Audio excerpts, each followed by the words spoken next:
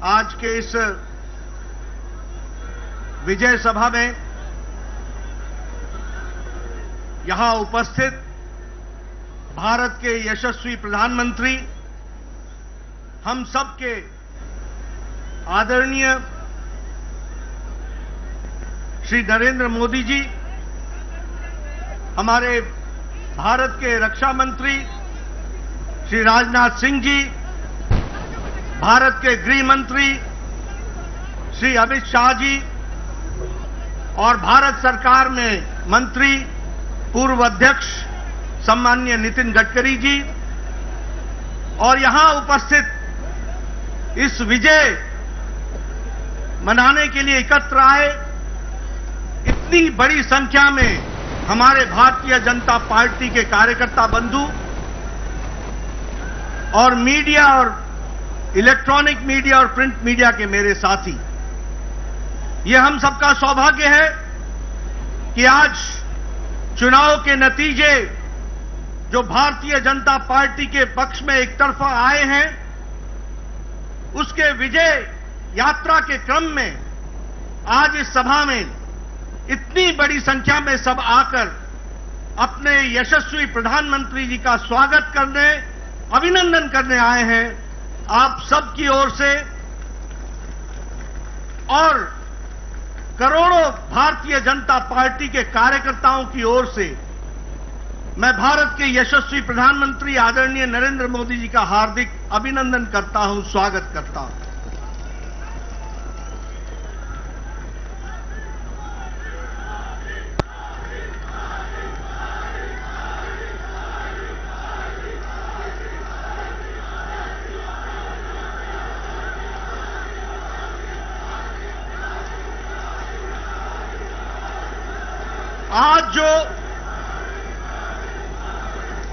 आज जो नतीजे आए हैं, जिसमें हमें एक तरफा भारत की जनता का, 4 राज्यों का जो आशीर्वाद मिला है, ये आशीर्वाद में जो योगदान भारत की जनता ने किया है, वो इस बात को बताता है कि आदरणीय यशस्वी प्रधानमंत्री मोदी जी के द्वारा चलाए गए कार्यक्रम, उनके द्वारा प्रतिपादित किए गए नीतियां,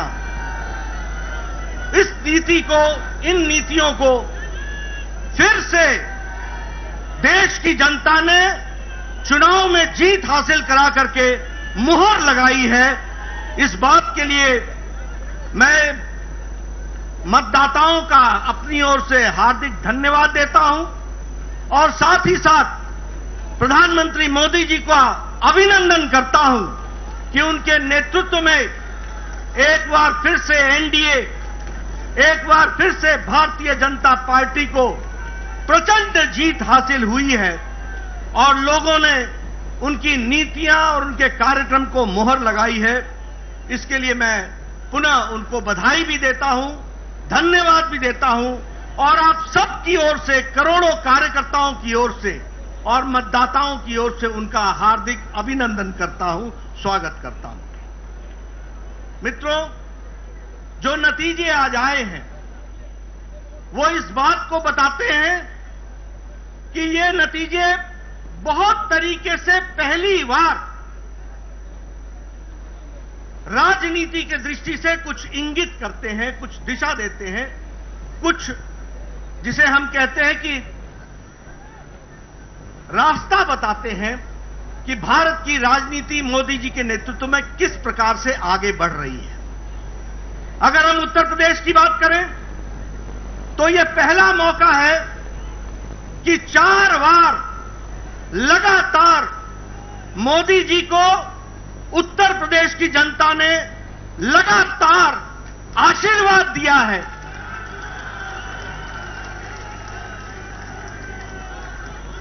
2014 में प्रचंड जीत हासिल हुई थी उत्तर प्रदेश में लोकसभा में, 2017 में प्रचंड आशीर्वाद उत्तर प्रदेश की जनता ने दिया था और हमारी सरकार बनाई थी। और 2019 में फिर से लोकसभा में भारतीय जनता पार्टी को मोदी जी के नेतृत्व में आशीर्वाद मिला था और इस बार फिर से 2022 में चौथी बार लगातार भारतीय जनता पार्टी को आशीर्वाद मिल रहा है।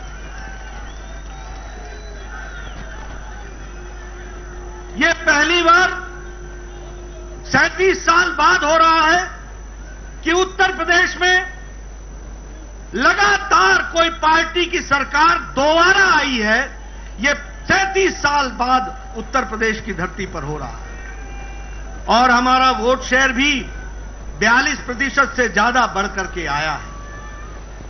इसी प्रकार अगर हम देखें तो उत्तराखंड जब से राज्य बना तब से हमेशा वहां सरकार बदलती रही, हर चुनाव में सरकार बदलती रही, लेकिन मोदी जी के नेतृत्व में उत्तराखंड का चुनाव लड़ा गया और उत्तराखंड की जनता ने भी फिर से दोबारा और पहली बार दोबारा सरकार बनाई है और उत्तराखंड में भी भारतीय जनता पार्टी को बहुमत दिया गया।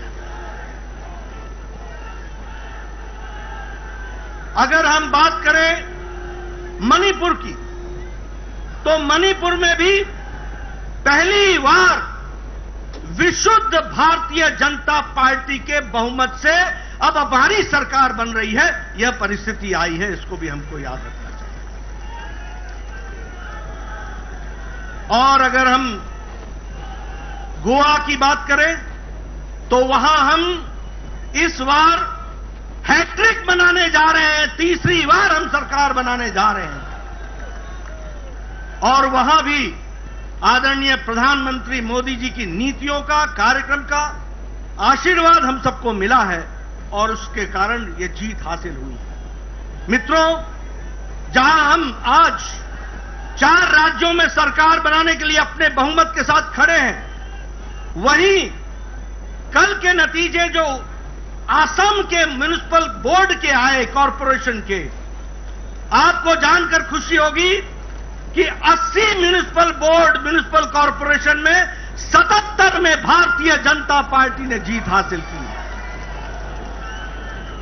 और आज वहां भी एक बाई इलेक्शन था मंझोली का, वह भी सीट प्रचंड मार्जिन के साथ भारतीय जनता पार्टी ने जीती है।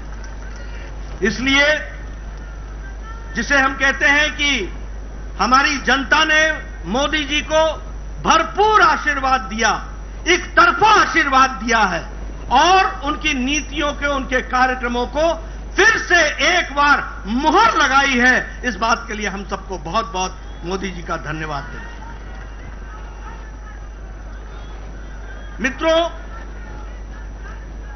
चुनाव में एक बात कही गई कि कुछ पार्टियां हमारे खिलाफ जुट गई हैं और इसलिए वोट की मात्रा उनकी बढ़ जाएगी और वो जीत हासिल करेंगे। कई पत्रकार ये पूछा करते थे कि इतनी पार्टियों का जमावड़ा हो गया है, आप किस तरीके से इसको देखते हैं? मैं उस समय भी कहता था कि यदि नेता मिल जाएं और पार्टियां मिल जाएं तो वोटर नहीं मिलता है, वोटर अपनी रक्षा करना खुद जानता है। इस बात को हमको याद रखना। और मैंने यह भी कहा था कि चुनाव सिर्फ मैथमेटिक्स नहीं है, चुनाव सिर्फ अरिथमेटिक नहीं है, चुनाव केमिस्ट्री है।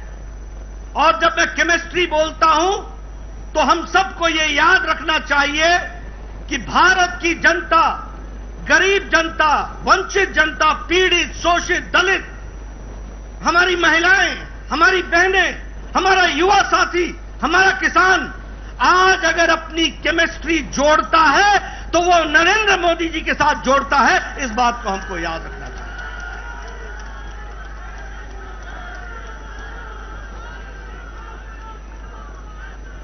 ये रसायन शास्त्र का मोदी जी की गरीबों के प्रति, जो वंचित थे, पीड़ित थे, शोषित थे, समाज के अंतिम पायदान पर खड़े थे, उनको सशक्तिकरण देने का काम मोदी जी ने किया, प्रधानमंत्री जी ने किया और इसलिए रसायन शास्त्र का गरीब व्यक्ति को, जो वंचित था, उसको रस मिलता है तो वो आदरणीय प्रधानमंत्री जी की नीतियों से मिलता है, कार्यक्रमों से मिलता है। इसको हमको याद रखना चाहिए।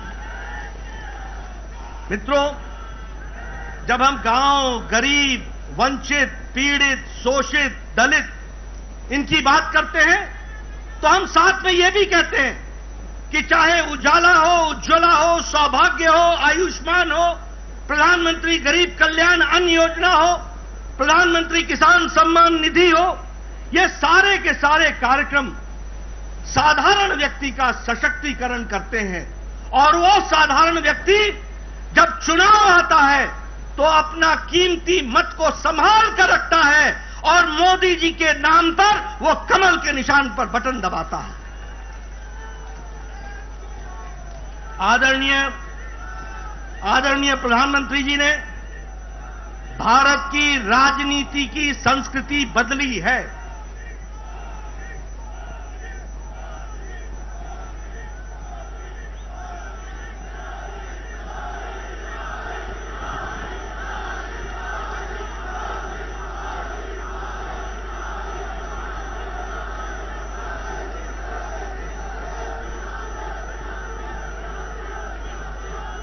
आदरणीय प्रधानमंत्री जी ने भारत की राजनीति की संस्कृति बदली है। लंबे समय तक एक राजनीति चल रही थी। वह राजनीति थी भाई भतीजावाद, भ्रष्टाचार, सांप्रदायिकता, जातिवाद, परिवारवाद, क्षेत्रवाद। इनकी राजनीति लंबे समय से चल रही थी। लेकिन आदरणीय प्रधानमंत्री जी ने भारत की राजनीति बदल दी, उसकी संस्कृति बदल दी। अब रिपोर्ट कार्ड की राजनीति है। काम करोगे, जनता के बीच में जाओगे और जनता का आशीर्वाद लोगे।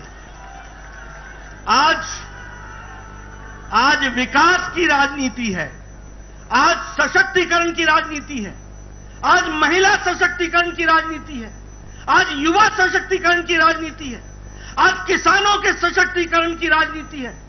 आज जो व्यक्ति समाज के अंतिम पायदान पर खड़ा था, जिसको कोई पूछता नहीं था, वोट का आधार मांगता था, वोट बैंक पॉलिटिक्स करता था, उसको मुख्य धारा में लाने का काम और सशक्तिकरण का काम किया है तो आदरणीय प्रधानमंत्री जी ने किया है, उनकी नीतियों ने किया है। मित्रों, जब मैं उत्तर प्रदेश की बात करता हूं तो हम जानते हैं 5 साल पहले वहां भय का वातावरण था, भ्रष्टाचार था, माफिया राज था, गुंडागर्दी थी, आतंकवादी दंडनाते थे, उनको नेताओं का संरक्षण मिलता था।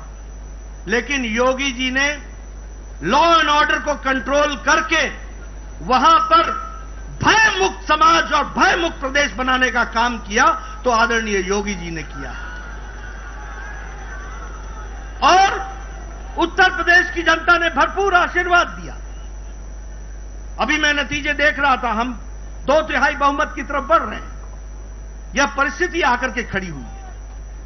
जो माफिया राज दंडनाते थे वो आज जेलों में बंद हैं। जो लोग भय का वातावरण बनाते थे वो आज खुद भयभीत हैं। यह परिस्थिति आज योगी जी ने की है, इसका भी हम सबको ध्यान रखना चाहिए और उनका भी हम धन्यवाद करें।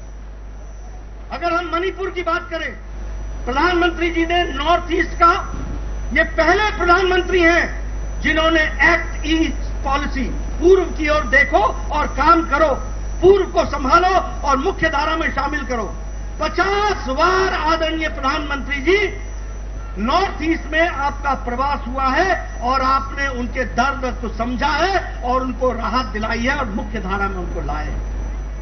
यही नॉर्थ ईस्ट बंद, ब्लॉकेड के लिए जाना जाता था, आज शांति और विकास के लिए जाना जाता है। और मणिपुर में भी पहली बार विशुद्ध भारतीय जनता पार्टी की सरकार बनी। अगर हम बात करें उत्तराखंड की तो यह भी हम दोबारा जीत करके आ रहे हैं, पहली बार मौका मिला और यहां भी विकास हर दृष्टि से हो रहा है। और जो मोदी जी ने कहा कि उत्तराखंड अगले दशक उत्तराखंड का होगा, इसको उत्तराखंड की जनता ने अपनाया है, समझा है, जाना है और भारतीय जनता पार्टी को मुहर लगाई है। मित्रों, अगर ये हम सब लोग यहां बैठे हैं बिना मास्क के और नजदीक बैठे हैं, ये संभव अगर हुआ है तो आदरणीय प्रधानमंत्री जी के अथक प्रयास से हुआ है। जो 180 करोड़ लोगों को वैक्सीनेशन देकर डबल डोज उनको तैयार किया है। जब पाश्चात्य देश मुसीबत में अपने आप को पाते हैं तो 130 करोड़ का देश मोदी जी के नेतृत्व में सुरक्षित दिखता है। इस बात को भी हमको याद रखना है। आर्थिक स्थिति में जो विकास हुआ है कोरोना के पश्चात, आज भारत की आर्थिक स्थिति जिसको दुनिया के मान रही है कि एक फास्टेस्ट ग्रोइंग इकोनॉमी के तरीके से आगे बढ़ रहा है, यह भी दूरदृष्टि बताती है हमारे आदरणीय प्रधानमंत्री। आज हम सब लोग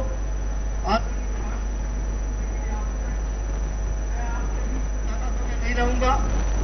मैं इस मंच से जहां आदरणीय प्रधानमंत्री जी को धन्यवाद देता हूं, सभी केंद्रीय नेताओं को धन्यवाद देता हूं, सभी हमारे प्रदेश के नेताओं को धन्यवाद देता हूं, वहीं मैं अपने करोड़ों करोड़ों कार्यकर्ताओं को बधाई और धन्यवाद देता हूं।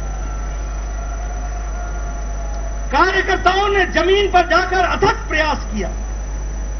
क्या नेता, क्या कार्यकर्ता, क्या विस्तारक, क्या हमारे प्रवासी कार्यकर्ता, सबने अपना पूरी ताकत लगाई और आपकी जमीन पर मेहनत रंग लाई और मोदी जी की नीतियों को वोट में परिवर्तित करने में आपने अपना योगदान दिया। मैं आप सबको भी इसके लिए बधाई देता हूं और धन्यवाद देता हूं।